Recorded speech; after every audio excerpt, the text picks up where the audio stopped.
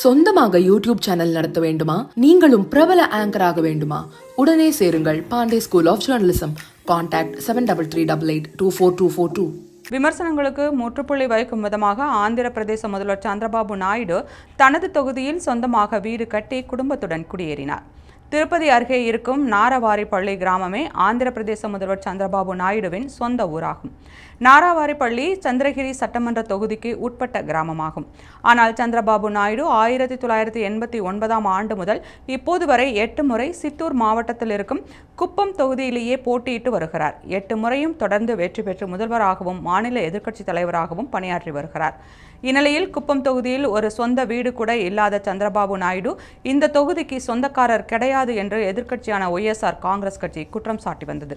எனவே அங்கு சொந்தமாக வீடு கட்ட வேண்டும் என முடிவு செய்த சந்திரபாபு நாயுடு 5 ஆண்டுகளாக அதற்கு தேவையான முயற்சிகளில் ஈடுபட்டு வந்தார். ஆனால் ஜெகன்மோகன் ரெட்டி ஆட்சி காலத்தில் அவரால் அங்கு வீடு கட்ட முடியவில்லை.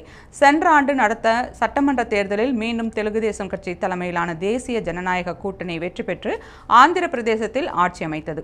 இதையடுத்து சந்திரபாபு நாயுடு குப்பத்தில் தன்னுடைய கனவு வீட்டை கட்டி முடித்தார். புதுமனை புகு விழாவிற்காக குடும்பத்துடன் வந்த சந்திரபாபு நாயுடு ஞாயிற்றுக்கிழமை அதிகாலை சுபமுகூர்த்த நேரத்தில் ஹோமம் பூஜைகளை நடத்தி பால் காய்ச்சி அந்த வீட்டில் மனைவி, மகன், மருமகன் ஆகியோருடன் குடியேறினார். சொந்த வீட்டில் குடியேறுவதற்காக குப்பம் வந்த சந்திரபாபு நாயுடுவிற்கு கட்சித் தலைவர்கள், தொண்டர்கள் சிறப்பான வரவேற்பு அளித்தனர்.